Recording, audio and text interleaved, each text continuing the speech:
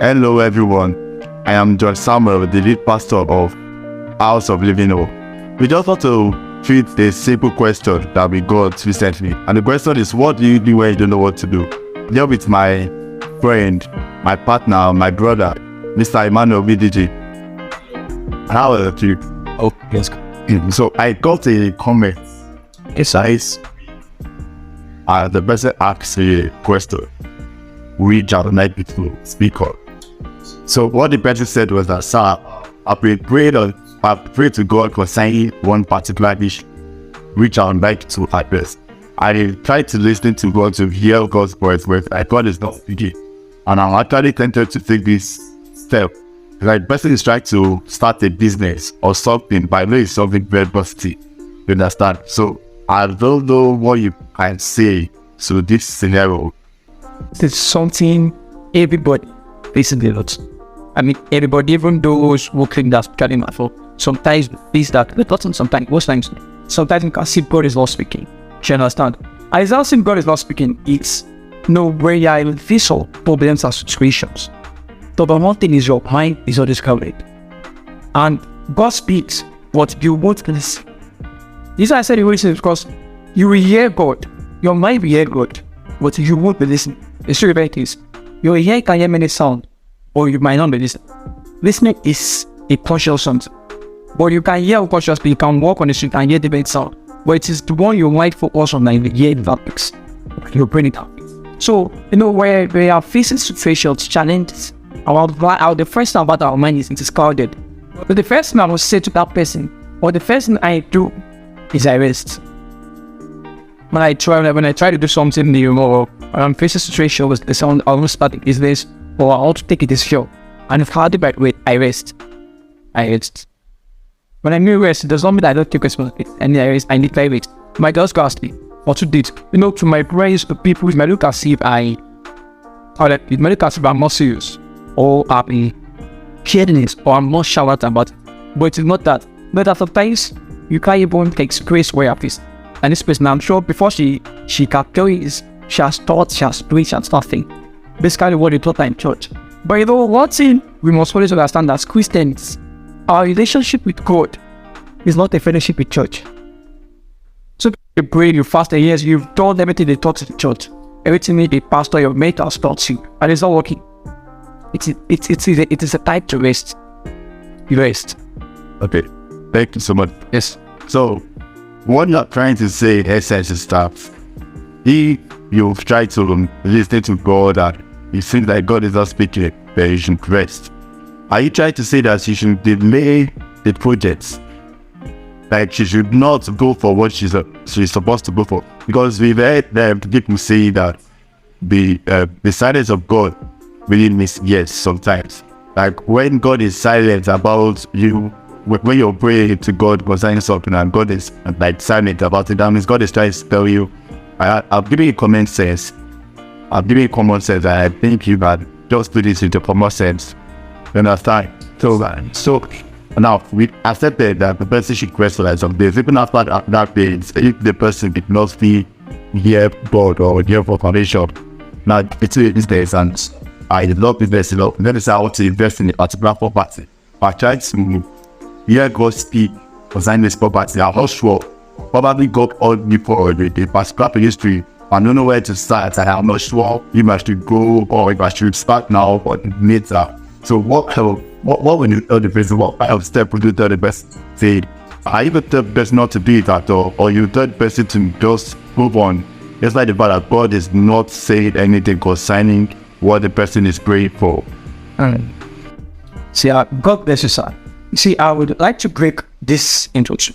The first part will be the relationship of that person with God, and the second part will be about that business. You understand? No, sometimes, like you say, we are not hearing anything on God. There's only God is against it. It can mean a yes and it can mean no. Now, this part is based on the relationship with that person with God. Depends on how God relates to that person, how God speaks to that person. That person knows his personal relationship. So he knows when God is saying go, knows when God is saying you. You understand? Then there's sometimes even the answer you need might not be your own personal relationship with God. Tell me that God is sending someone to you So that I said, it depends on that person with God.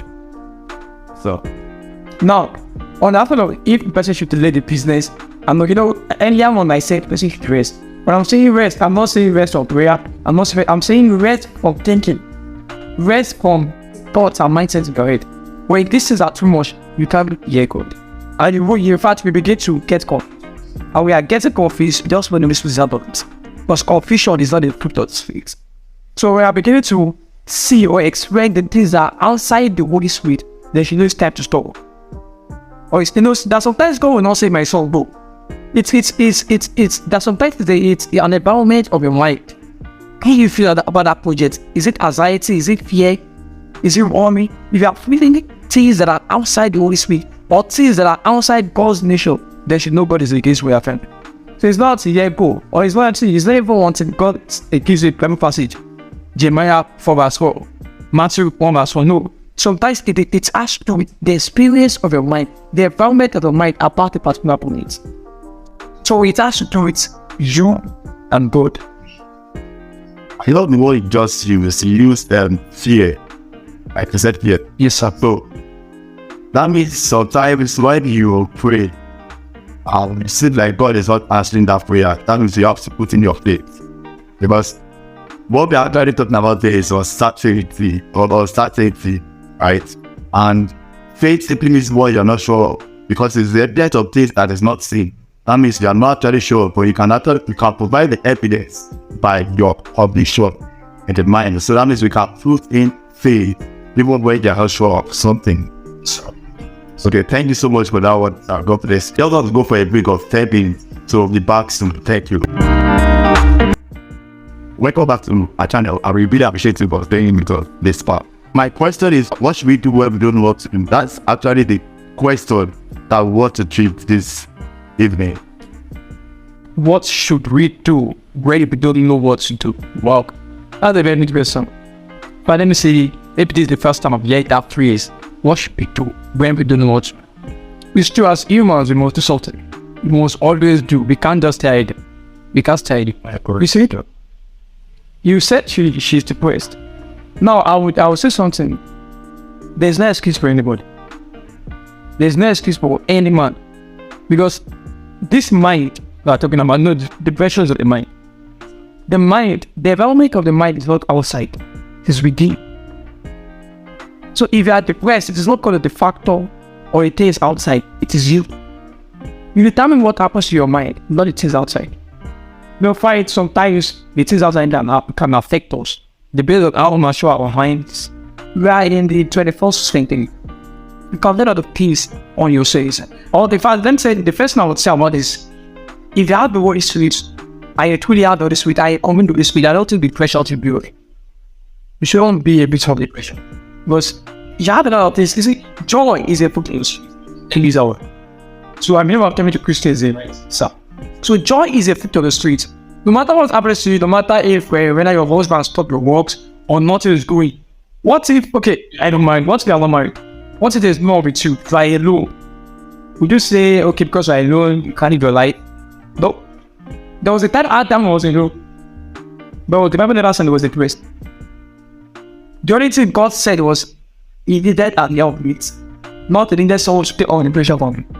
Look, there's actually more than everybody needs help, but there's not really everybody in the twist. So go back to my check where it started. It is, how did she get to this phase of depression? What were the things that she stopped doing that got her to this phase of depression? And she did never make excuse about work. No. It's about, that's okay, what of the time, what about, okay, let's say you're working and you're not dealing with business. You're working in a gold day. I am on break, you are alone in the office. Like you're alone, okay, you took vacation and you're alone in the hotel for weeks. And possibly you don't want to go out. I didn't say, she couldn't tell me she's going to be depressed because nobody's with her. No. So depression is not as a result of your outside environment, it is your mind. So the first thing that you must check if you are facing any situation or circumstances, except depression, is your mind. Now to answer that question that says, what should we do when we do what to do? Let me tell you, it's a very funny question. And there's no certain answer for everything. Depends on that situation. No, people don't make you happy. Okay, Father, there's people can make you happy, but people don't give you joy. Joy is something. Happiness can be something that owns some different things outside. It can be an expression of things from outside, but joy is something. It's the fruit of the spirit. So depression, I said, my first answer to that person is, the depression you're facing is not as a result of your husband.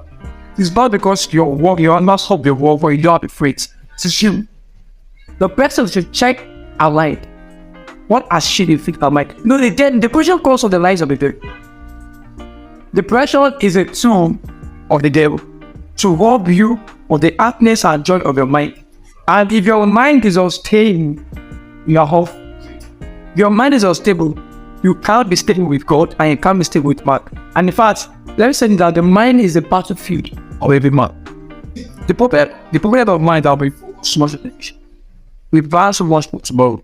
Let's live now. Let's eat now. And that is what God knows. But Jesus speaking in the book of Matthew 6 and chapter 6 says, do not worry, don't take thoughts of what you eat tomorrow or the clothes you wear. So second, he telling us not to think. He's not saying don't think about tomorrow, but don't worry about it. Now, many of us, we confuse worry for thinking. Thinking is creating solution. Worrying is pondering on the why it can't happen, or why is this happening to me. Thinking is breaking what should I this situation. But worrying is good. Why is this happening? Why am I having this? Say don't worry. So most of the times we worry about the future instead of thinking about the future. So that is why we now get to that point where we now get confused. The way I'm thinking too much, in fact, someone once told me that too much reasoning gets me to confusion. And like I said earlier, confusion is not the fruit of the spirit. If a man of the spirit is there by his spirit. So when I get to a state of confusion, you know God is outside. So if God is outside it, then you should be outside of it. So when we don't know what to do, what should we do? Number one, you ask God. That's the first thing we should do. We ask God. Those that are dead by God, by the Spirit of God, and the source of God, and we are the source of God. So it means we must always depend why. So we ask God. Now we ask God. Sometimes like in questions I ask, we ask God and the Spirit. What should we do? You don't still know what to do there. You keep asking God. Many of us saying in the gospel, keep asking God, because you don't ask. Keep asking God. Keep asking God His faith. Because you ask God, without pause, that's how it's all come. Doesn't really don't have faith, but it means you have overcome the faith. What kind of faith sometimes is constantly, you constantly asking God, that even if you want this, you keep asking God, about you going for mentorship. You have mentors. I believe most of us have mentors in this. You go to your mentor, ask questions. Sometimes, like I said earlier, the answer might not be with you. And that's might not be God telling you that it might be God said this all to you. Most of the things that happen that takes us official because we think we have something. So we want to raise it. For a man, a street, the Lord is, we don't take it. We take that speed is out. Taking that speed is medicated of God's good. What does God say outside this situation? There's never a situation where there's no place where you man. Okay, the Bible says it will make way for us in that. It will make the quiet way straight. So there's no point for a man of the spirit. We are not making the steps for ourselves. It is God telling us. So this God is just like we are the apple. We are not the street like up. So what is that the street? We are having it out. That's what God is making the decision. We are leaving God's decision out. So how can you tell me you don't know what to do? No, it's really honestly to God.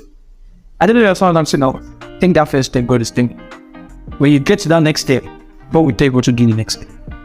And so that's when you don't know what to do, then you should just take the first step. Take a step. So I would put a little contribution. As I said before, boldness is a thing of the mind. In other words, what you're trying to say is that it is what you can allow to perfect you that will affect you. But if I'm expecting something from you, probably you're my girlfriend now, and I'm expecting you to love me, I trust you with every of my heart. It's very easy for me to get disappointed by any little thing you do, and I can feel depressed by it. We should guide our mind, our heart with all intelligence. That is, controlling depression is left to you. God does not have anything to do with it. Without like really we commit suicide, whatever. Because nobody is there to you. If you trust God, He will show up. If you trust God, He will show up. So God does not have anything to do with your depression. God is not moved by your tears. God is not moved by it. He's just moved by your request. Most time we did not even ask God. We only show God the emotional part of it. And I start like we just cry. God, why me? God, why is this happening to me? Instead of saying, God, this is what I want. You get what I'm trying to say. So when you don't know what to do, number one is to take a step. Number two is don't stop praying. Prayer is not enough. Prayer can never be enough. The more you pray, the more you keep praying. God bless you, sir. You see, as we're speaking, the Holy Spirit was bringing to me about that prayer and that. But the first thing the Holy Spirit told us when we speak, immediately mentioned prayer was, how did she get to that point of depression? It's when she has stopped praying. Yeah. She has stopped praying. Because, like you said, depression, we get depression because we expect forms on those cases. Many disappointments leads to depression, like you said. Now, what she was expecting something from, which was from God. You can't get depressed from God because you keep praying. Like God, don't start to free it back, finish. We many people has placed a threshold of God in daily limits. Like our back, you can't have someone that a billionaire if they did. So when they pray for some things they pause and that's it. Now the next day they not get up. Like they couldn't pray. They couldn't ask. So those things not it said what leads him to depression because he has stopped praying. So when I pray, like getting the Holy Spirit. So when I did the Holy Spirit, it means I did everything about the Spirit of God. So how can depression stay where there is joy? You can't say a man that prays to God. A man whose focus is on God and get depressed. No. That's like what he said, like if you have relationship now, when you expect much from the pastor, it can be good. Not only do you must expect, you have expectations, but when you expect from the very man, how can you expect? How can you act? How can you expect the things to work on the man? How can you source? How can you make a family be your source? Immortal, that is filled. How can you make it your source? So when you're in a relationship, you expect things from your partner. You should do this now. They should do yours to do this. Start 8 years to start within, because you start seeing our limitations. So I want to say again, when you're talking about the taste, is what to me. Many people stay in the place of emotion, taking their defeats, and that's how we don't receive from God. You can't be in the place of worry and emotion and expect results. No, you must be in the place of asking His face. Don't make me ask God something because I don't think I can't do it. I don't think I can't do it. So most of us, we don't stay out of it because we don't ask. When our emotions thinking God is out something. In fact, we think we are asking, but we're in the place of emotion. We're not asking. You don't ask, taking. You ask. Sometimes you just like, you can send me one way. I want to get something from it. I'm not using school. In fact, that's manipulation. Playing on my emotions, trying to cry and let it down. Like the way those beggars always please. When I'm praying for you, No, sometimes when I miss some doors, somebody want to do it. What comes to my mind is prayer, pray for me. I help pray to the same change your life. You get. So if I want to give it, I'm not giving because of a prayer, man. But they want us to give because of that prayer. That is what most Christians do. We want us to give to us based on should be our father now. Emotions are this is that's art crying place of this thing. It's good to cry. But let that tears be an overwhelming of your asking for God. Say that nothingness is based on your conclusion. Nothingness is just based on your conclusion. You are not alone. God is with you every time. So when you say you are lonely, you just conclude it. But God is always there. All you just have to do is to pray and He will answer. Thank you so much. God bless you.